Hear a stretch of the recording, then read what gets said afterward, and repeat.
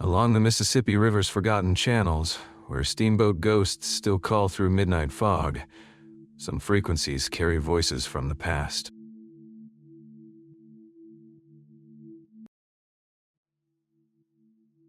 At 11:47 p.m. on September 23, 2019, Captain Jimmy Ray Treadwell climbed the narrow steel stairs to the wheelhouse of the MV Delta Queen, a 200-foot grain barge pushing north from New Orleans with 1,500 tons of soybeans, bound for Memphis. The night air hung thick with Mississippi Delta humidity, and the river reflected the scattered lights of passing tugboats like broken mirrors on black water.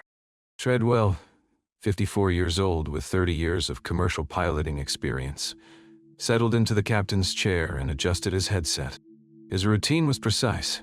Coffee first, then radio check, then chart review.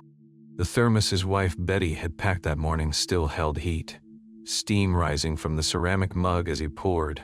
Outside the wheelhouse windows, the massive river stretched before him, its current pulling 2 million gallons of water past his position every second. At midnight sharp, Treadwell's voice crackled over Channel 16, the standard river traffic frequency. Westbound traffic, this is MV Delta Queen pushing light. Northbound at mile marker 732, approaching Vicksburg. Good evening to all mariners. The radio responded with familiar voices. Captain Moses Washington aboard a fuel barge 20 miles south, a Coast Guard patrol near Natchez, and the Harbor Queen casino boat finishing its evening cruise. The Issaquena County bottomlands stretched on either side of the channel, an endless expanse of cypress swamps and oxbow lakes that had shifted and changed for thousands of years. Spanish moss draped from ancient trees like funeral shrouds, and somewhere in the darkness, alligators slipped through black water that reflected no stars. Treadwell reported his position again at 1:30 a.m., his voice steady and professional over the radio. Vicksburg Harbor behind me, maintaining channel depth of 42 feet, water temperature 68 degrees, clear skies, light wind from the southeast. The massive river locks at Vicksburg had operated smoothly, and his convoy was making good time against the current. But at 2:47 a.m., something changed. Treadwell's final transmission came through broken and strange. Issaquena County marker, reading depth at, "This cannot be right. I'm showing 80 feet, but the chart says..." The radio went silent mid-sentence, leaving only the soft hiss of static across the frequency. Captain Washington, monitoring from his fuel barge 30 miles downstream, tried repeatedly to raise Treadwell on both Channel 16 and the emergency frequency. Delta Queen, Delta Queen. This is southbound fuel calling on 16. No response. Other pilots along the river joined the radio calls throughout the pre-dawn hours, but the MV Delta Queen had gone completely silent. What no one knew yet was that Treadwell's massive grain barge was continuing its journey north, carried by current and momentum through the dark Mississippi night. No human hand guided its wheel. No experienced eyes watched for oncoming traffic or navigation hazards. The Delta Queen had become a ghost ship, drifting unmanned through some of the most dangerous waters in North America.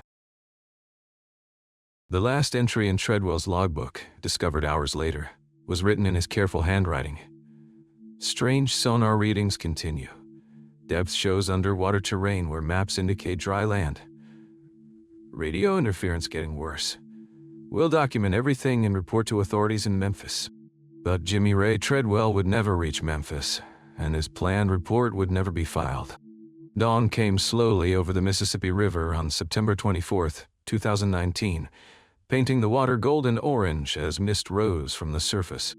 Coast Guard Petty Officer Marcus Johnson was conducting routine river patrol when he spotted something that made his blood run cold.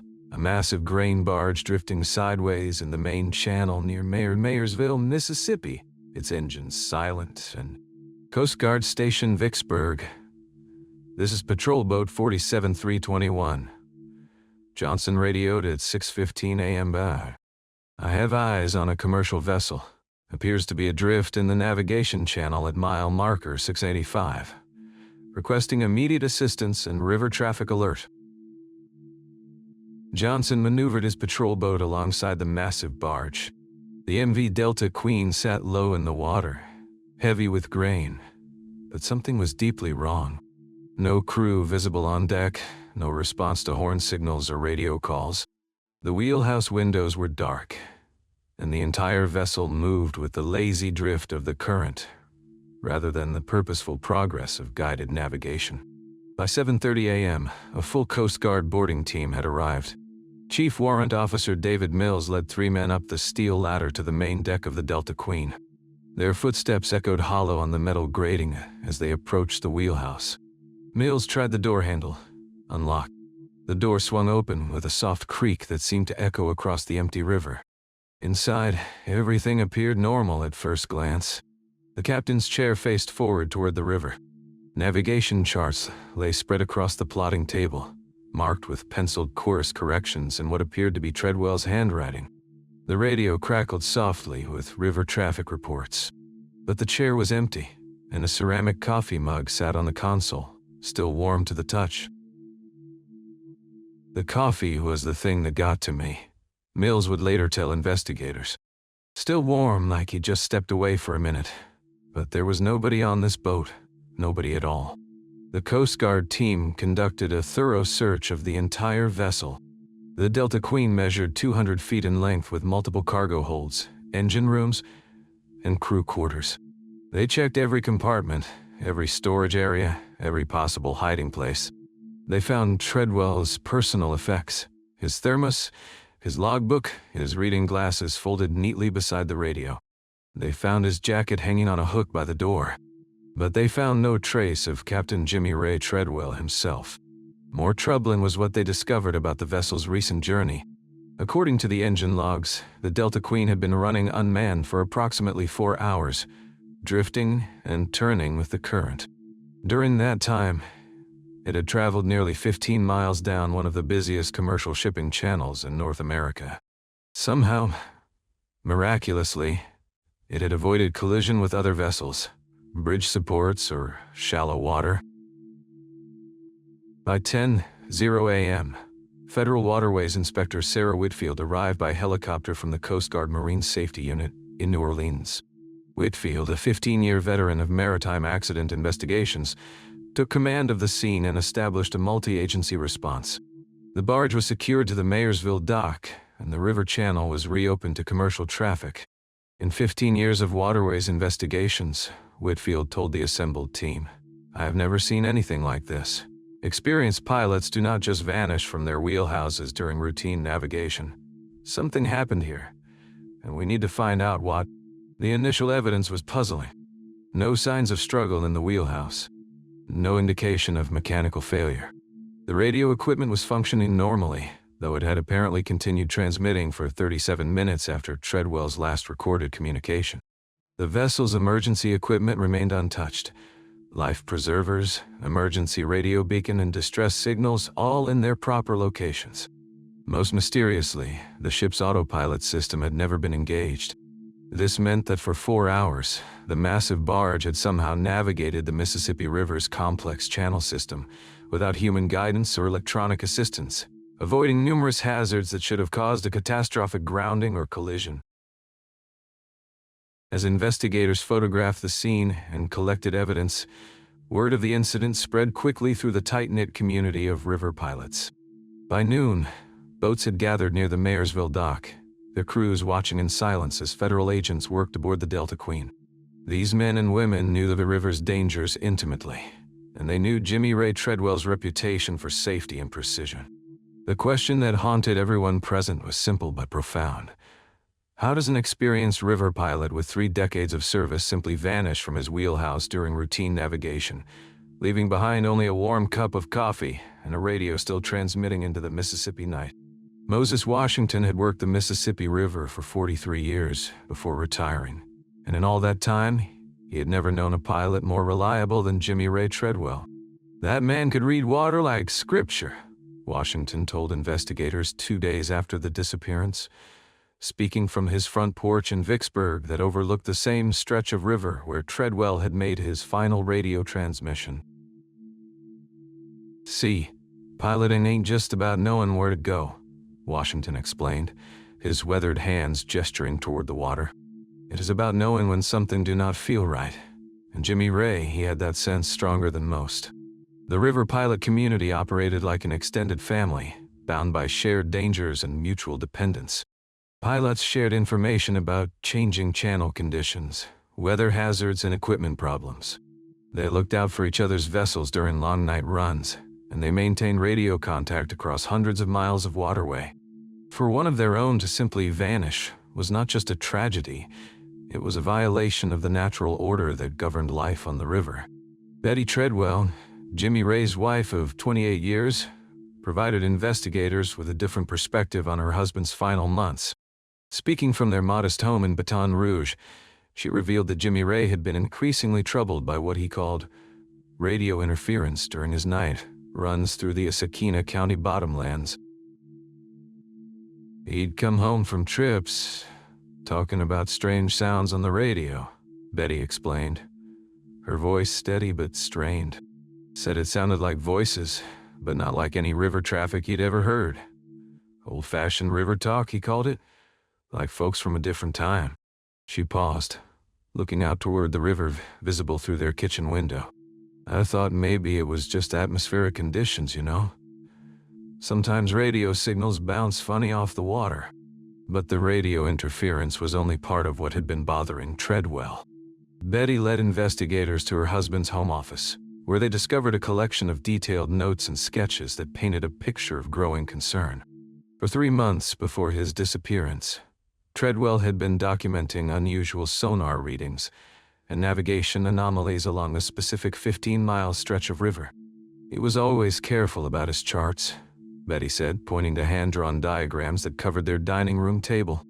But these last few months, he started making his own maps.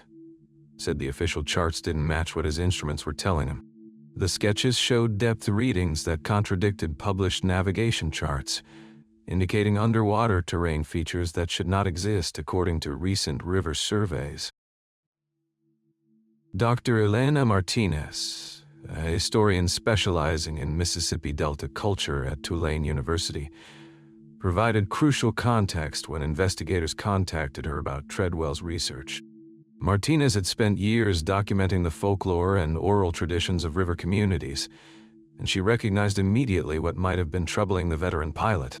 The Issaquena County bottomlands have always been a place of mystery for river folk, Martinez explained during a phone interview with Federal Inspector Whitfield. That stretch of river has shifted course dozens of times over the centuries. There are entire communities buried under the current channel, plantation houses, slave quarters, even whole cemeteries from the antebellum period. According to Martinez's research, the area held particular significance in river folklore. Stories passed down through generations spoke of pilots who heard phantom radio calls from vessels that no longer existed. Some claimed to see lights from steamboats that had sunk decades earlier. It is easy to dismiss this as superstition, Martinez noted, but these stories often contain kernels of historical truth. The river has a long memory. More significantly, Martinez had been in contact with Treadwell just 2 weeks before his disappearance. The pilot had reached out to her after finding her research papers online, asking him about historical navigation records for the Issaquena County area. He was particularly interested in steamboat disasters from the 1870s, he recalled. He said his sonar was picking up metal structures on the river bottom that didn't appear on any modern charts. Treadwell's logbook, recovered from the wheelhouse, supported his wife's account of growing unease. Entries from the previous 3 months showed an increasing pattern of notations about radio interference, false depth readings, and what he termed phantom signals. His final entry, written in careful script, read, "Something is affecting navigation equipment in this area. Other pilots report similar problems but will not discuss officially. Need to document everything and contact authorities." The river pilot community's response to Treadwell's disappearance revealed the depth of their concern. Within days of the incident, word had spread along the entire Mississippi River system. Pilots began avoiding the Issaquena County stretch during night runs, and those who had to pass through the area did so in pairs, maintaining constant radio contact with each other. Jimmy Ray was trying to solve something, Moses Washington concluded as the interview ended. He was seeing things, hearing things that didn't add up. And maybe he got too close to answers that somebody, or something, didn't want him to find. The breakthrough in understanding Treadwell's disappearance came from an unexpected source: his own radio equipment. Coast Guard electronics specialist Lieutenant Jennifer Park arrived at the Mayersville dock 3 days after the incident to conduct detailed analysis of the Delta Queen's communication systems. What she discovered challenged everything investigators thought they knew about the case.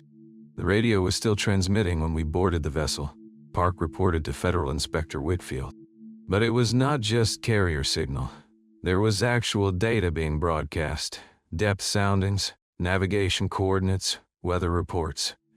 The equipment was functioning as if Captain Treadwell was still at his post, still actively piloting the vessel. Park's analysis revealed that Treadwell's radio had continued broadcasting for exactly 37 minutes after his final recorded transmission at 2:47 a.m.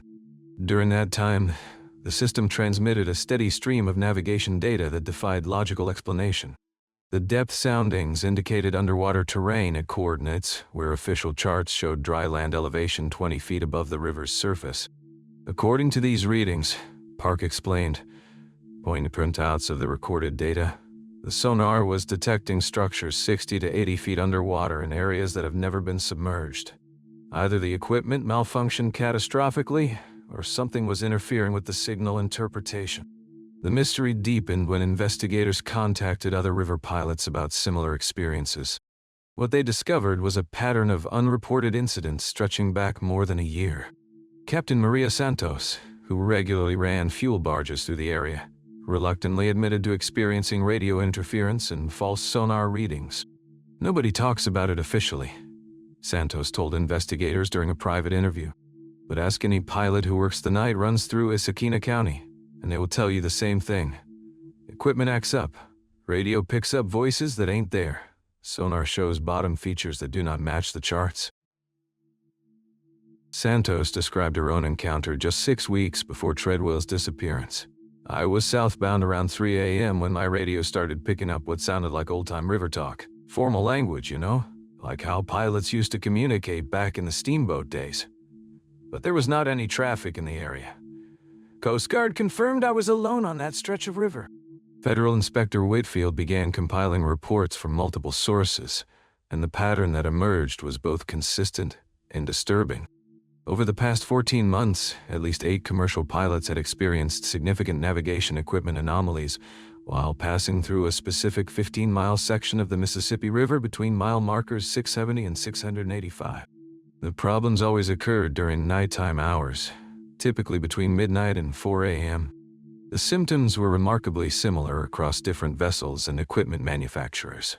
Radio interference featuring voices using archaic navigation terminology, sonar readings indicating underwater structures in areas where none should exist, and GPS systems that briefly showed coordinates placing vessels several miles from their actual position.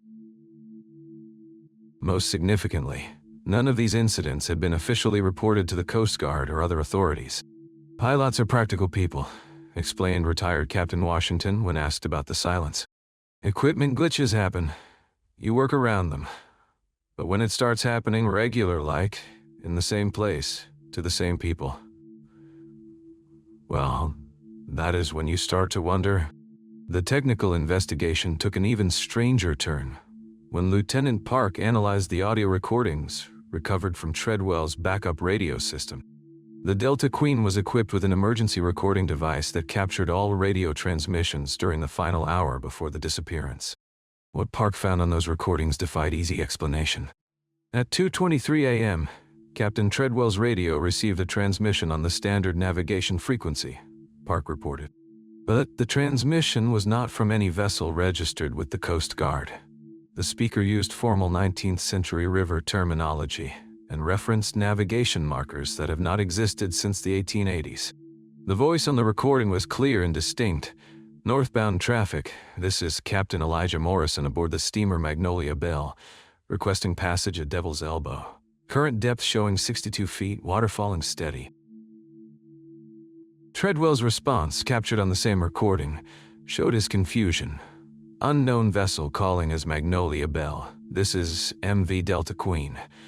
I show no traffic in your reported position. Please identify your actual vessel and location.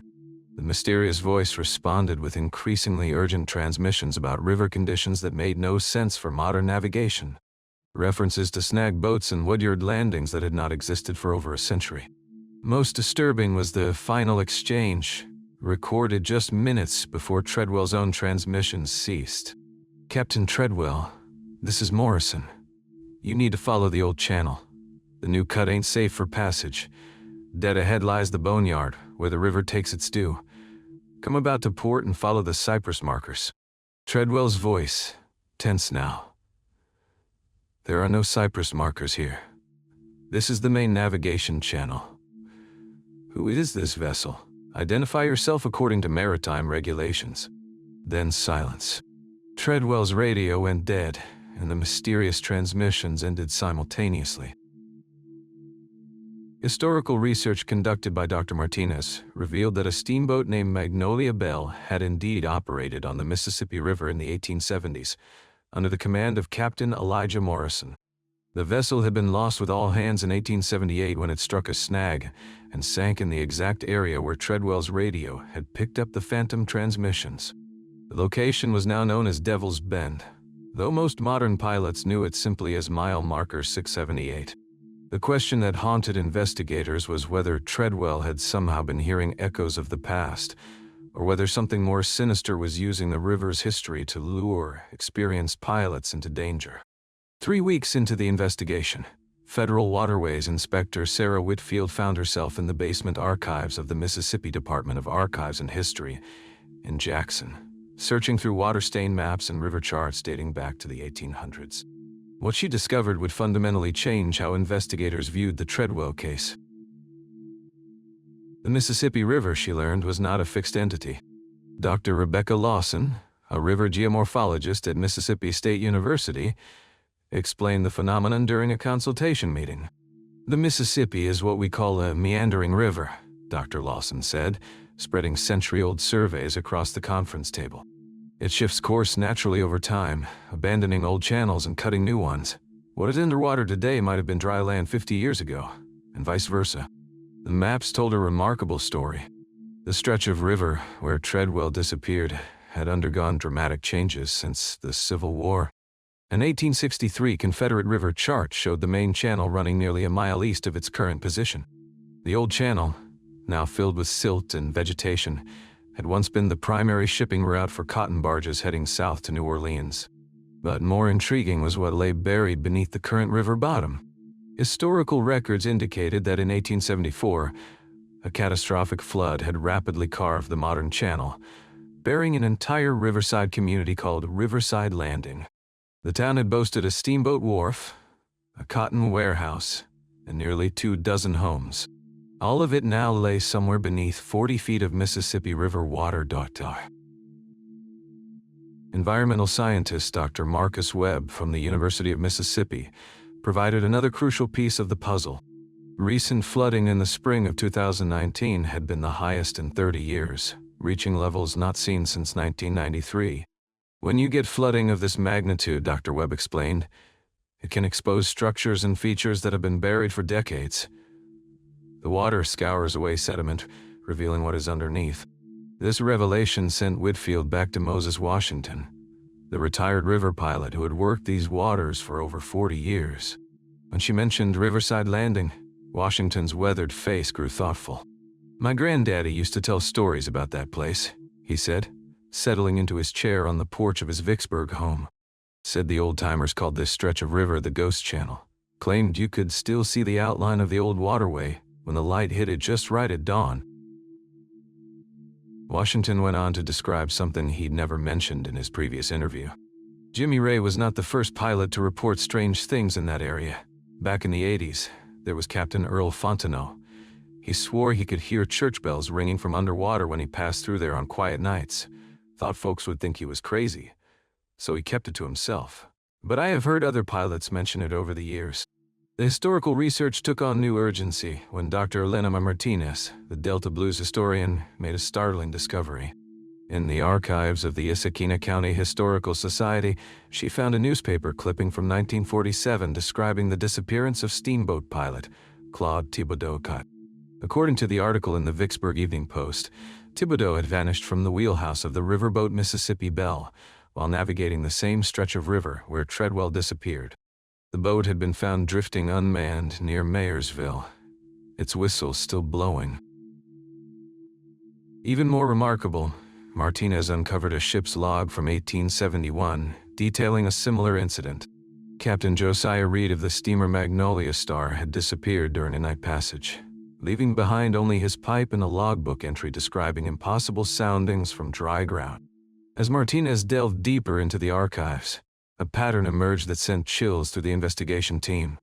Every 25 to 30 years, stretching back to the 1870s, a river pilot had vanished from this same section of the Mississippi. Each incident shared common elements: experienced pilots, night passages, abandoned vessels found drifting, and reports of unusual instrument readings. Dr. Webb offered a scientific perspective on these historical disappearances. What we might be seeing, he theorized, is a geological phenomenon where buried structures create unique acoustic or electromagnetic properties in the water. If there are metal objects or dense materials from the old town creating unusual reflections or interference, it could explain the sonar anomalies and radio problems. But when Whitfield pressed him about whether such phenomena could cause a man to simply vanish, Dr. Webb had no answer. The physics do not support that, he admitted. Equipment malfunctions, yes. Radio interference, possibly. But physical disappearances? That is beyond any geological explanation I can provide. The investigation had revealed a hidden history beneath the muddy waters of the Mississippi. A drowned town, a century-long pattern of disappearances, and a stretch of river that seemed to defy explanation. But understanding the historical context only deepened the mystery surrounding Jimmy Ray Treadwell's disappearance. What forces, natural or otherwise, continued to operate in this forgotten corner of the Mississippi River? And why, after more than a century, were pilots still vanishing from the same cursed waters where Riverside Landing lay buried beneath the endless current? By early November 2019, the investigation into Jimmy Ray Treadwell's disappearance had evolved into one of the most complex missing persons cases in recent Mississippi River history. Multiple federal agencies had joined the effort, each bringing different theories and resources to bear on the mystery that continued to baffle investigators. The United States Coast Guard maintained the largest presence, with Sector New Orleans deploying specialized dive teams and side-scan sonar equipment to search the river bottom. Lieutenant Commander David Parks oversaw the operation from a command boat anchored near Treadwell's last known position. "We have covered every square foot of river bottom in a 2-mile radius," Parks reported to federal investigators. "We found sunken barges, automobile chassis, and plenty of debris, but no trace of Captain Treadwell." The Mississippi River Commission brought in hydrological experts to analyze current patterns and water flow during the night of Treadwell's disappearance. Their computer models suggested that if Treadwell had fallen overboard, his body should have been carried downstream and recovered within days. The fact that no remains had surfaced after 6 weeks of intensive searching troubled investigators and contradicted standard river recovery protocols. Federal Waterways Inspector Sarah Whitfield developed a theory that set her at odds with local law enforcement. After reviewing security protocols for commercial barge operations, she became convinced that Treadwell's disappearance might not have been accidental. "Commercial pilots carry significant responsibility," Whitfield explained in a briefing to assembled agencies. "They have access to shipping manifests, cargo information, and route details. If someone wanted to interfere with river commerce, eliminating a pilot during a night passage would be an effective strategy." Whitfield's investigation revealed that Treadwell's barge convoy had been carrying more than grain. Buried in the shipping documents was a notation for a sealed container marked only as Federal Transfer, a designation typically used for sensitive government materials being transported under military contract. When pressed for details, Army Corps of Engineers officials claimed the container held routine environmental monitoring equipment, but they refused to allow inspection of the cargo. Issaquena County Sheriff Bobby Crenshaw disagreed with the federal sabotage theory. Jimmy Ray was a good man who knew this river better than anyone, Crenshaw said during a press conference at the county courthouse. Sometimes the river just takes people. It has been happening since the first steamboat ran these waters. We think he had an accident, maybe a heart attack, maybe he slipped on wet decking. The current did the rest. But Sheriff Crenshaw's simple explanation could not account for the radio transmissions that continued after Treadwell's disappearance, or the impossible depth soundings that had been recorded by his equipment. Coast Guard radio technicians had spent weeks analyzing the recordings, finding patterns that defied conventional explanation. The breakthrough came when Betty Treadwell, while cleaning out her husband's home office, discovered a hidden safe behind a false panel in his desk. Inside were encrypted backup recordings from his radio equipment, spanning 3 months before his disappearance. When federal technicians finally decoded the files, they revealed sounds unlike anything in their databases. The recordings captured what appeared to be underwater transmissions. Voices speaking in muffled tones, the sound of metal grinding against metal, and at one point, what sounded distinctly like a church bell tolling beneath the water. Most disturbing was a transmission from late August 2019, just weeks before Treadwell's disappearance, where his voice could be heard saying, "This is not natural. Something down there is calling back." Retired pilot Moses Washington listened to portions of the decrypted recordings with federal investigators. His reaction was immediate and unsettling. "That grinding sound," he said, his voice barely above a whisper, "that is the sound of a paddle wheel.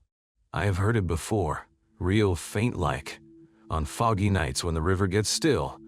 Always figured it was just my imagination." The investigation took another turn when Dr. Elena Martinez discovered that Jimmy Ray Treadwell had been conducting his own research into the historical disappearances. In the weeks before he vanished, Treadwell had visited the Mississippi Department of Archives and History, requesting the same Civil War-era river charts that federal investigators would later examine.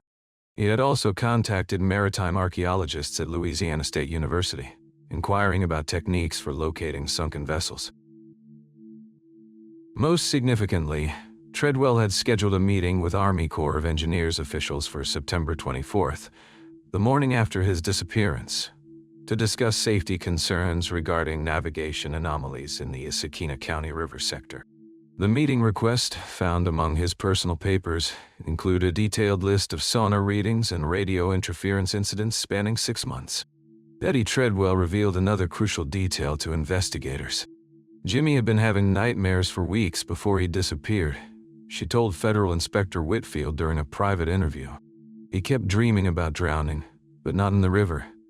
He said it was in some kind of building filled with water, with bells ringing all around him.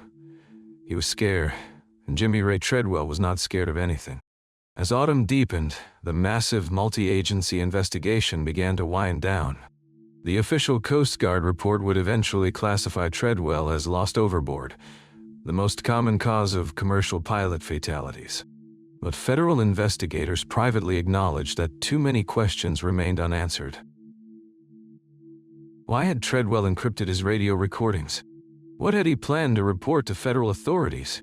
And what force continued to generate the impossible depth soundings that other pilots still reported in the same stretch of river? The Mississippi flowed on, carrying its secrets toward the Gulf of Mexico, while the mystery of Jimmy Ray Treadwell's disappearance deepened with each passing day. 6 months after Jimmy Ray Treadwell vanished from his barge in the pre-dawn darkness of the Mississippi River, the case officially entered cold status. But the mystery refused to die with the paperwork. On March 18, 2020, the United States Coast Guard issued its final report on the disappearance, classifying Treadwell as lost at sea despite the inland river location. The designation allowed his widow Betty to receive federal benefits, but it also meant that active searching had ceased. Lieutenant Commander David Parks, who had overseen the extensive water search, acknowledged the unusual nature of the classification. "In 15 years of Coast Guard service, I have never seen a case quite like this one," Parks said in his closing statement. "We exhausted every conventional search method, followed every lead, and analyzed every piece of evidence. Captain Treadwell simply vanished without a trace." Yet the phenomena that had troubled Treadwell continued to plague other river pilots working the Issaquena County waters. Captain Maria Santos, a veteran pilot with Inland Marine Services, reported experiencing radio interference in the same location just 3 months after Treadwell's disappearance. The depth finder started showing readings from areas that should be dry land, Santos told federal investigators. 60-foot depths where the charts showed 20 feet. Sounds coming through the radio that do not match any river traffic. It is like the equipment is picking up signals from somewhere else entirely. The river pilot community, traditionally tight-lipped about unusual incidents, began to speak more openly about their experiences in the area. Captain Robert Big Mike Mashad described hearing what sounded like church bells during a foggy night passage in November 2019. Captain Linda Hayes reported seeing lights beneath the water, not the typical reflection of barge running lights, but a steady glow that seemed to come from deep underwater structures. Most telling was the pilot's collective response to night shifts on the route Treadwell had been working. By February 2020, Magnolia River Transport, the company that operated the grain barge convoy, found it impossible to assign pilots to the midnight to dawn shift between Vicksburg and Natchez. Experienced pilots who had worked the river for decades simply refused the assignment, preferring to take unpaid time off rather than navigate those waters in darkness. "It is not fear exactly," explained Moses Washington, the retired pilot who had become an unofficial spokesman for the river community. "It is respect. The river has always had its moods, its dangerous places, its mysteries. But something changed in that stretch of water. The old-timers know when to listen to their instincts." Federal Waterways Inspector Sarah Whitfield never fully accepted the official conclusion that Treadwell had simply fallen overboard. In her private files, she maintained detailed records of the ongoing anomalies, treating them as connected to Treadwell's disappearance. "Pattern recognition is crucial in federal investigations," Whitfield noted in her final case memo. "We have a century-long pattern of pilot disappearances, documented equipment malfunctions, and consistent witness reports of unusual phenomena. Dismissing these as coincidental defies investigative logic." Dr. Elena Martinez continued her historical research, uncovering additional disappearances that extended the pattern even further back in time. In the New Orleans Historic Collection, she found records of French colonial river pilots who had vanished in the same general area during the 1790s. The consistency of the location, despite the river's changing course over centuries, suggested something more permanent than simple navigational hazards. "Rivers are dynamic systems," Dr. Martinez explained in a paper she presented to the Louisiana Historical Association. "But some forces appear to transcend the physical changes. Whether geological, archaeological, or something else entirely, this stretch of the Mississippi has been claiming river pilots for over 200 years. The most haunting development came in March 2020, when Betty Treadwell received an unexpected call from a maritime radio operator in Baton Rouge. The operator had been monitoring river traffic frequencies when he picked up a transmission using Jimmy Ray Treadwell's call sign and voice characteristics.